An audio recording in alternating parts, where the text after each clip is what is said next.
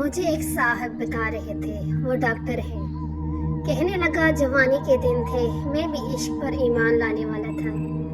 आज से कबल 12 साल पहले एक लड़की मेरे पास आई। वो बीमार थी, काफी बीमार थी। इसका चेकअप किया, वो बहुत खूबसूरत थी। इसकी नीली सी आंखें, ना जाने मुझे क्या हुआ। मैं पहले ही नजर में इस पर दिल हार गया, लेकिन खामोश रहा। इसका इलाज जारी रहा। वो बिल्कुल ठीक होगी। जब वो आखिरी बार मेरे पास आई, मैंने हिम्मत करके इससे कहा, क्या अपना नंबर हमको दे सकती हैं? ये था तो मेरे शुबे के खिलाफ, लेकिन जवान था, नादान भी था। इस तरह से मेरी तरफ देखा, फिर मुझे अपना नंबर दे दिया। वो इतनी खूबसूरत थी, मैं बता नहीं सकता। इसकी नीली सी आंखें, गंधमी रंगत, मुस्कुराए तो डंपल बनते थे। चेहरे खूबसूरत मुलायम बाल। मैंने इसे कॉल की। वो मुझे पहचान गई। जी डॉक्टर साहब, मुझे यकीन था आपका फ़ोन ज़रूर आएगा। मैंने पूछा, आप क्या कर रही थी? आहिस्ता से बोली, बस हालात से लड़ रही हूँ। मैंने बात मजाक में टाल दी। क्या हालात से लड़ना भला? आप ये बताएं, रेती कहाँ है? इसने बात बदल दी। डॉक्टर साहब छोड़े ना, मैं कहाँ रहती हूँ। आप बताएं, आप क्यों करते हैं मुझे कॉल? क्यों लिया है मेरा नंबर? मैं मुस्करा दिया। आप जानती हैं, अल्लाह पाक ने आपको कितना खूबसूरत बनाया है। आप बहुत प्यारी हैं। वो खामोश होगी। डॉक्टर साहब, प्यारा होने से क्या होता है? काश नसीब भी प्यारे होते। मैंने सवाल किया, क्यों, आपके नसीब को क्या है? वो चुप होगी। डॉक्टर साहब, आप टाइम पास करना चाहते हैं मुझसे? वो यह बात कर रही थी कि मेरे पास मरीज आ गए। मैंने फ़ोन बंद कर दिया। हमारी बात होती रही। वो मुझे कहती, डॉक्टर साहब, आपका इश्क मैं जानती हूँ कहाँ तक है। आप बता दें कब किस वक्त आपको मिलने आऊँ। इसकी ये बात सुनकर मेरे रोंगटे खड़े हो गए। मैंने कहा, तुमको ये बात करने से पहले सोचना चाहिए था।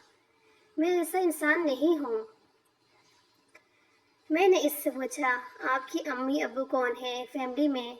आहिस्ता से बोली, सिर्फ अम्मी हैं और 2 छोटी बहनें। अब्बू नहीं है, भाई भी नहीं है कोई। मैंने घर के अखराजात को पूछा, कैसे घर का निज़ाम चलता है? वो खामोश हो गई।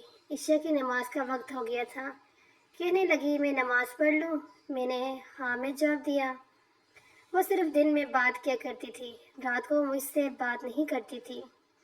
मैंने बहुत बार कहा, रात को बात किया करो, लेकिन ये कह देती, मैं रात को जल्दी सो जाती हूँ, मैं नहीं कर सकती रात को बात। खैर, हमारी बात का सिलसिला चलता रहा। 1 साल गुजर गया। मैंने इससे शादी करने का इरादा कर रखा था।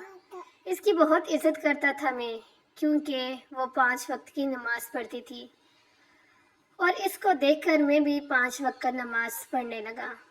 मैं इस पर हक जताया करता था। इसके साथ मुझे अपनेपन का एहसास होने लगा था। वो मुझे खाने के वक्त मैसेज करती, प्यार से कहती, आपने खाना खाया? मैं अगर कभी खाने से लेट हूँ तो वो मुझे डांटने लगती, लेकिन हमेशा वो एक बात कहती थी, डॉक्टर इब्रार, आप बहुत अच्छी इंसान हैं। मैं नमाज पढ़ के दुआ करती हूँ, अल्लाह पाक आपको बहुत अच्छी हमसफ़र अता करे। मैं तड़प कर इसे कहा करता, ईमान, मेरे हमसफ़र बस आप ही हैं, आपसे ही शादी करूँगा। लेकिन वो ज़ोर से हंसने लगी, नहीं डॉक्टर साहब, मैं आपके काबिल नहीं हूँ। वह बात अधूरी छोड़ जाती। मुझे याद है, मैं से जितना भी डांटता, जितना भी कुछ कहता, वो गुस्सा न करती। मेरी डांट, मेरा गुस्सा, मेरा सख्त लहजा बर्दाश्त कर लेती। एक बार इसने मेरा फ़ोन न उठाया। मैंने इसे बहुत डांटा। वो मेरी डांट सुनती रही, फिर आहिस्तगी से बोली, डॉक्टर साहब, मैं कुर्बान आप पर, जितना चाहें गुस्सा कर लें, आपके कदमों से लिपट जाऊंगी। मैं इसकी इस मोहब्बत पर मर मिट जाता था। घर में मेरी शादी की बात होने लगी थी। मैंने अम्मी अबू को बताया, मुझे एक लड़की पसंद है, मुझे बहुत अच्छी लगती है, मैं इसी से शादी करूँगा। अम्मी अबू ने भी हाँ में हाँ मिलाई। ठीक है पुत्र, जैसे तू कहे, जिंदगी तुमने गुजारनी है। मैंने अपनी बहन, भाभी, अम्मी सबको ईमान की तस्वीर दिखाई। सबको बहुत अच्छी लगी। वो थी ही बहुत खूबसूरत। میں بہت خوش تھا. سب کہہ رہے تھے جلدی سے ایمان کے گھر جائیں گے رشتہ لے کر. میں نے ایمان کو کال کی. ایمان اپنے گھر کا ایڈریس دیں. میرے امی ابو آپ کے رشتے کے لیے آ رہے ہیں. اس نے فون بند کر دیا. میں بار بار فون کرتا رہا لیکن اس نے نمبر بند کر دیا تھا. 5 دن گزر گئے. اس کا نمبر بند تھا. میں بہت پریشان تھا. اس نے کبھی اپنے گھر کا ایڈریس بھی نہیں دیا تھا. میں بہت اداس ہو گیا. میرے ایک قریبی دوست کی شادی تھی. مجھے بھی انوائٹ کیا. میں نہیں جانا چاہتا تھا لیکن انہوں نے ضد کی. مجھے جانا پڑا. وہ دوسرے شہر میں تھا. میں وہاں گیا. مجھے دوست کہنے لگے بہت بڑی کنجری بلوائی ہے. کیا ڈانس کرتی ہے, کیا ناچتی ہے, کیا کمال کا پیس ہے یار. میں تو ایمان کی یاد میں اداس تھا. وہ اچانک کہاں غائب ہو گئی. دوستوں کے ساتھ بیٹھا ہوا تھا. پروگرام شروع ہوا. سب سیٹیاں بجانے لگے. شور تھا ایک. میوزک شروع ہوا. کچھ لڑکیاں ناچتے ہوئے اسٹیج پر آئی. میوزک بجنے لگا. پھر ایک قیامت مجھ پہ گزری. میری نظر نے جو دیکھا مجھے مار گیا.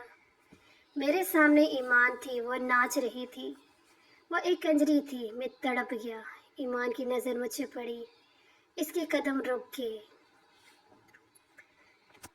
میں نے اس کی جانب دیکھا. میرا جسم کانپنے لگا. میں ہار گیا. اس کی وجہ سے میں نے نماز شروع کی اور خود ناچنے والی. میں غصے سے پاگل ہو گیا. وہ اسٹیج سے اتری. میرے پاس آئی اور کہنے لگی.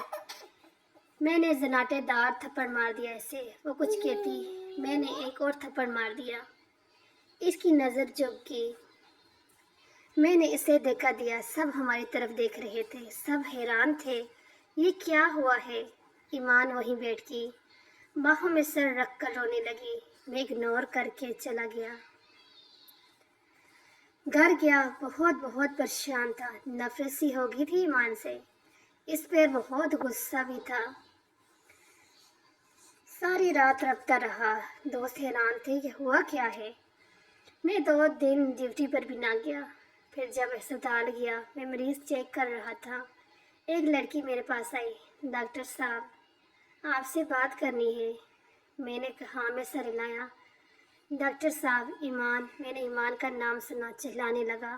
اس کا نام نہ لو. وہ لڑکی آہستگی سے بولی. ڈاکٹر صاحب بس ایک بار سن لیں. وہ بیچاری حالات سے ہاری ہوئی ہے. وہ گندی لڑکی نہیں ہے. وہ مجبور ہے. آپ بس ایک بار اس کے گھر آ کر دیکھ لیں. سب سمجھ جائیں گے.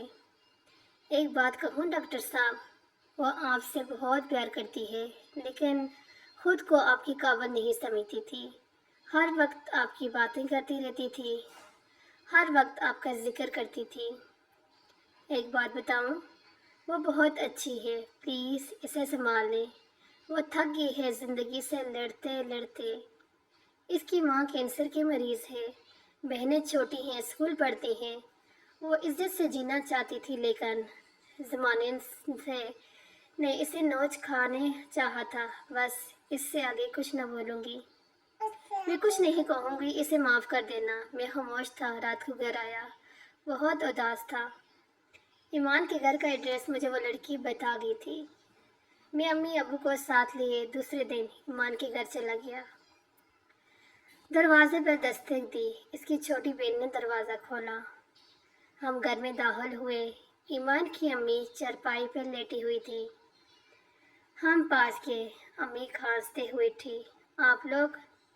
میں نے تعارف کروایا. میں ڈاکٹر ہوں. ایمان نماز پڑھ رہی تھی. امی ابو بات کرنے لگے. ہم آپ کی بیٹی کا رشتہ لینے آئے ہیں.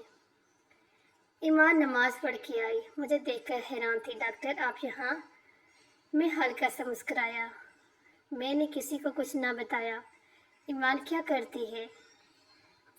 ایمان نے مجھے بہت منع کیا. ابرار میں اچھی لڑکی نہیں ہوں. میں مسکرا کر بولا. جس کی وجہ سے میں 5 وقت کا نمازی بن گیا. بھلا وہ کیسے اچھی نہیں ہو سکتی؟ حالات مجبوری کے تماشے ہیں. میری جان آپ رزق کی خاطر ناچنے لگی. اب میں ہوں نا, سب بھول جاؤ. اب آپ میری عزت ہیں. ایمان بلک بلک کر رونے لگی. सब बहुत खुश थे, हमारा निकाह हो गया, हमने शादी कर ली। ये था तो नामुमकिन, लेकिन एक सच्चा मर्द हमेशा औरत की इज्जत का मुहाफिज बनता है। शायद मैंने भी वही किया। मैंने कभी किसी को नहीं बताया ईमान नाचने वाली थी। इसके हालात और वक्त ने इससे गंजरी बनाया था। मैं क्यों करके इसके दामन पर कचरा उछालता। ईमान मेरे सीने से लगकर रोने लगी। अबरार, अब जैसे फरिश्ता सिर्फ लोग भी होते हैं इस दुनिया में भला। मर्द तो इज्जत नोचते हैं, आप तो मेरी इज्जत के मुहाफिज बन गए।